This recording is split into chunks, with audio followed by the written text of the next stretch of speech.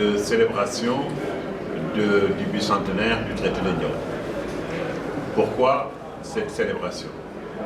Cette célébration s'inscrit dans un objectif de déconstruction de l'histoire, des grands événements que le Sénégal a connus, quand nous savons que ce traité marque un tournant dans la politique d'expansion de la France, et surtout, c'est un point très important par rapport à la colonisation agricole, à la politique de l'agriculture au Sénégal.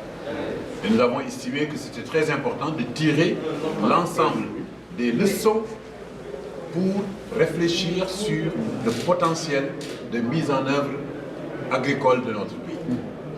C'est cette réflexion critique que nous envisageons de mener avec les experts pluridisciplinaires dans une perspective historique pour tirer des recommandations fortes qui vont pouvoir être adressées aux autorités pour leur permettre de réfléchir sur les solutions à apporter par rapport aux problèmes auxquels la société se trouve confrontée. N'est-ce pas? Voilà le sens de cette célébration. Vous avez choisi M. Boubacar, professeur Boubacar Bari, historien du Waalo, et pour l'honorer, vous avez choisi le Waalo. Pourquoi le Waalo? Parce que, simplement, dans l'histoire du Waalo, la figure tutélaire, c'est le professeur Boubacar Bari.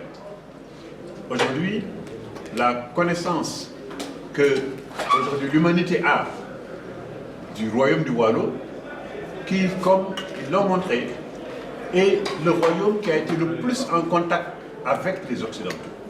Pas seulement les Français, les Anglais, les Hollandais, les Portugais. Le royaume, disons, c'est vraiment la porte avancée qui a établi les premiers contacts avec l'Occident. Et 30 ans après seulement que les contacts ont été établis avec le Cayor.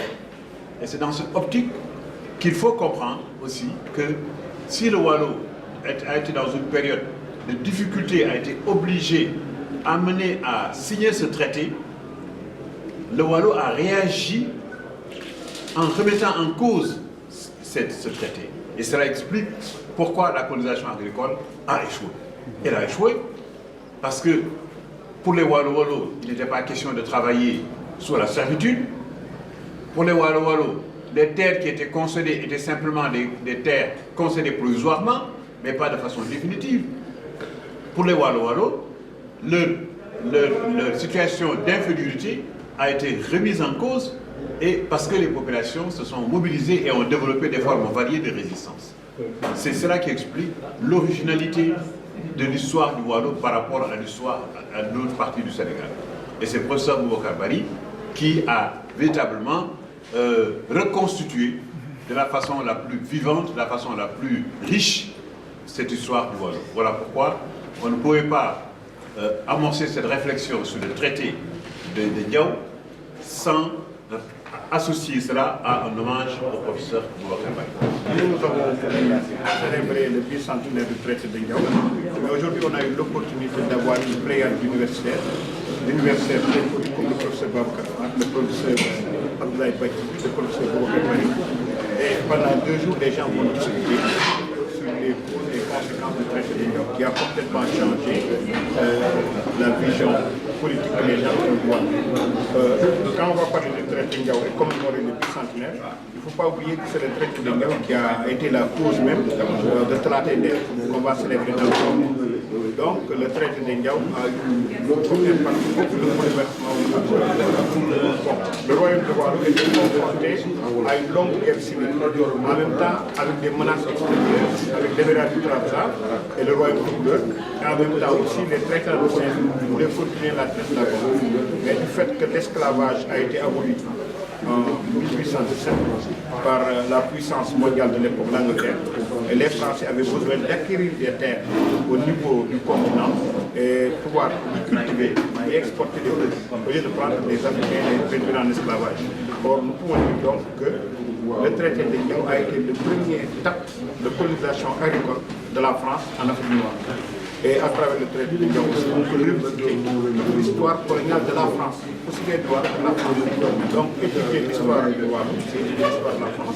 Et aussi, dans le projet, c'est de faire ici un musée botanique qui va retracer toute l'histoire de l'agriculture et la mise en valeur de la vallée de Sénégal. Parce que c'est ici qu'on a essayé l'arachide, on a essayé beaucoup de production agricole, on a pu vulgariser après au niveau de notre pays. Donc c'est l'occasion de remercier le professeur Gérard, l'ensemble des universités qui sont venus, qui vont nous donner une décision plus scientifique sur le traité de Diao. Donc nous, le traité de Diao, on allait fêter, on allait commémorer le bicentenaire du traité de Diao.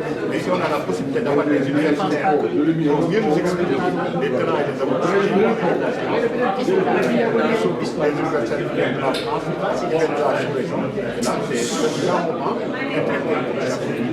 Ça échoue aussi à cause de l'opposition des populations à l'accaparement des terres. Et justement, les concessions demandaient des espaces beaucoup plus larges. Et cette condition agricole a échoué à cause de l'opposition du commerce traditionnel de Saint-Louis à l'arrivée effectivement des grandes firmes agricoles qui allaient submerger le Wallon au détriment du commerce des esclaves qui voulaient poursuivre, mais aussi au détriment du commerce de la gomme qui était le principal produit d'exportation de Saint-Louis à l'époque. Et qui nourrissait toute cette catégorie de commerçants qu'on appelle les habitants, qui étaient à la fois des métis, des Africains et des Français. Donc tout cela a fait que le projet agricole a été arrêté dès les années 1830.